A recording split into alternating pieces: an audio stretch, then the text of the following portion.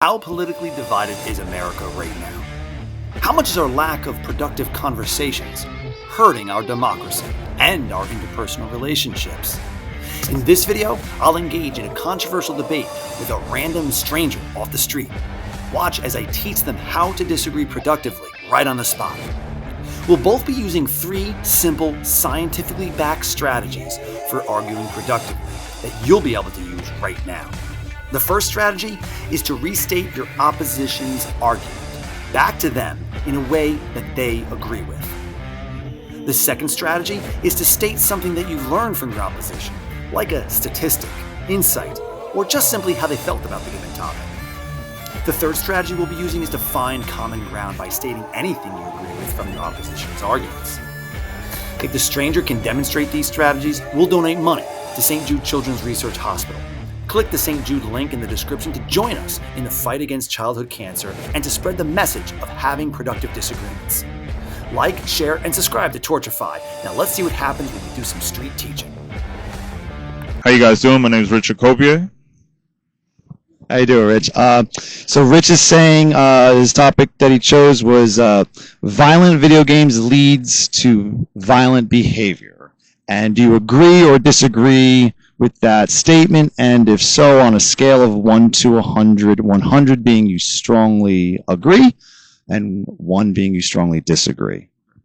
I'm going to put it at a 5, just for the sake that I agree that, in a sense, I feel like video games have a different wear on the subconscious where, excuse me one second, that we might become more comfortable with the outcome of violence, where we might be neutral. We might not be the protagonist where we cause the violence, but we might be okay with witnessing violence to a certain degree. So within our society, within different realms, we might just almost, in a sense, push violence or make it mainstream rather than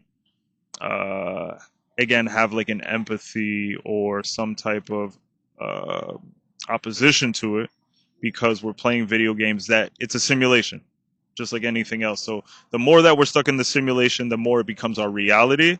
And I mean, it depends on the person. Now, I played video games my whole life. I'm not prone to violence. I don't like violence. Even if I see something on social media, I usually say if there's enough gore in it, I'm not really about it because it'll stay stuck in my head. So, that's why I kind of say a 5.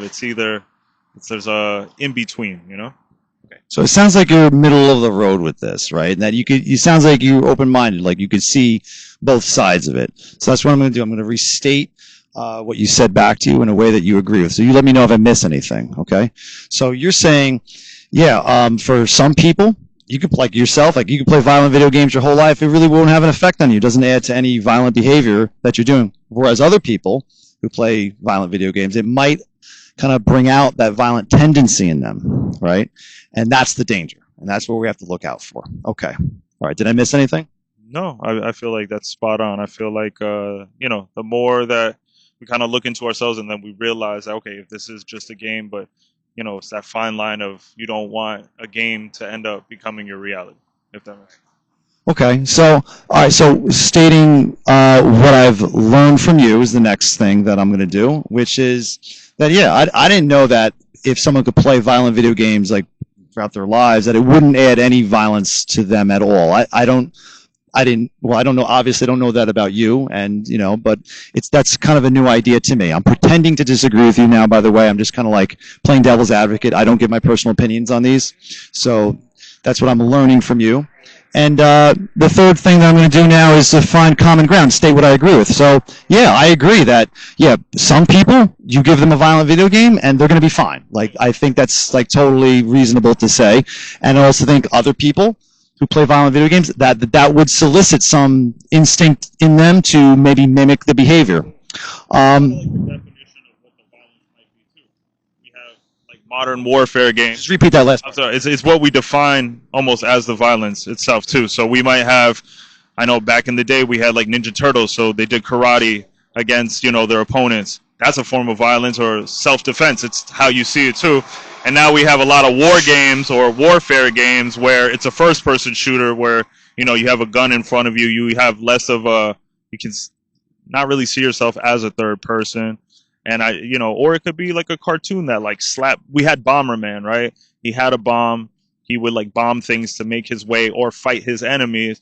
Yes, we could probably see it as violence, but it was in a cartoon context. It wasn't supposed to be taken to an extremity of like seriousness and stuff like that. So, yeah. So. Right. I think you bring up another good point of nuance here, that it depends on the type of violence, how the violence is depicted, and particularly if it's cartoonish or not, or if it's depicted in a realistic way, that would have an effect one way or the other. So when we say violent video games, we really need to look at what exactly do we mean by a violent video game.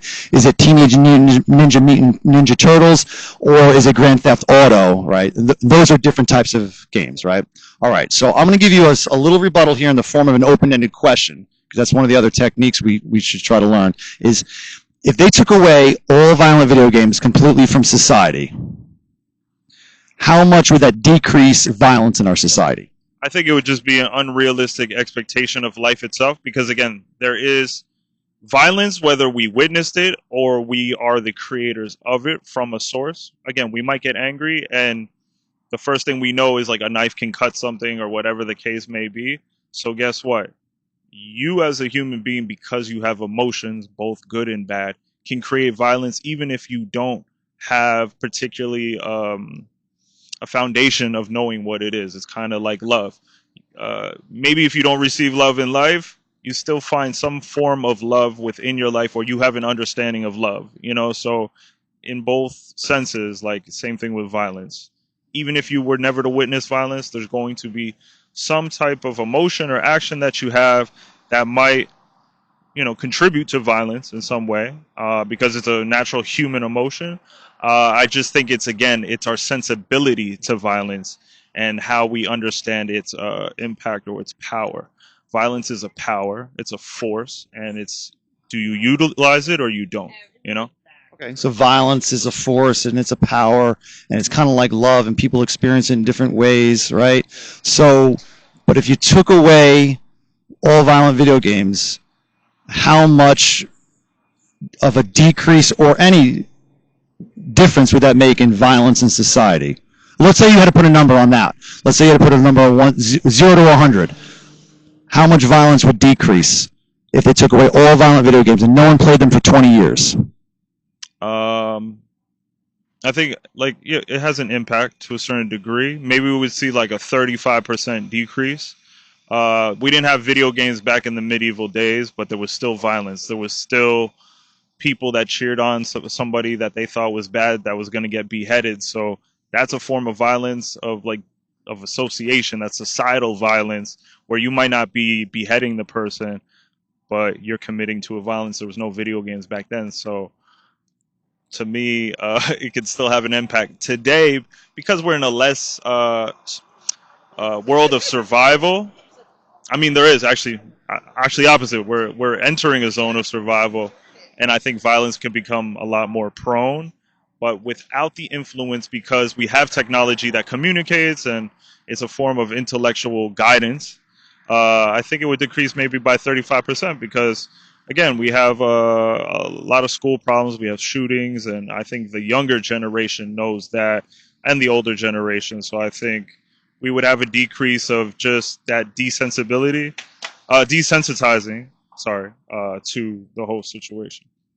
I think you bring up an excellent point, like thinking back throughout history, how violent people have always been in medieval times, or in the Roman Colosseum, just going to the Roman Colosseum to see people torn apart by lions for entertainment purposes, gladiators and all this, and then everything in our society with that.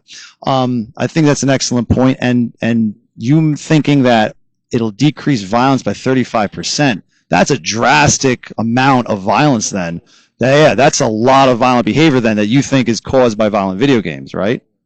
I would say, yeah, to a certain extent, because whether it's video games or entertainment in the forms of movies, again, we're desensitized by the imagery that we see, because even though it's fake, we're trying to make it as realistic as possible. So I think once, if I saw a bloody it's the same trauma that you might get from war. you see enough of your friends die, you almost, anything that's too much for your body, your brain starts cutting off, just to end up in a survival mode for your own basic, needs of being sane, but you almost end up becoming insane. So I think it's really intellectual, and it's a stimulating effect in a bad way. Great way to end it. I think that you brought up a lot of excellent points, and we could end it there. These conversations could go on forever, kind of. Looking at the scale now, it didn't have to change, but at first you were 50 out of 100 on violent video games cause violent behavior. Did that number change at all? I would stick to the 35% decrease in theory, but I would just say 50% because, again, I'm a kid that grew up on violence, watched violence. 90s was even more relaxed with imagery of violence to a certain extent. We watched Terminator. We had movies like Blade, and those, I know probably a lot of you watching don't know those titles, but yeah, it was violence. But at the same time, sometimes it's stuck in my head as a kid. But it either works like in a fear tactic, where it's like, oh, I never want to end up in that situation or do something like that, or it works to the opposite, where you're like, oh, like I'm into this, and like it becomes the opposite reactionary type of situation. You're like, oh, I love this, and maybe I want to be part of something like this, so. It's a really good point. All right, thank you very much. You okay if I put it on YouTube? Absolutely, sir. Yeah. Thanks a lot for your time. Let's do a quick recap of the strategies for productive disagreements we use in this video. First, we restated our opposition's argument in a way that they would agree with. Second, we stated what we learned from our opposition. Third, we found some common ground. And fourth, we asked some open-ended questions to our opposition. Thanks for watching. Don't forget to like, share, and subscribe to Torturefy.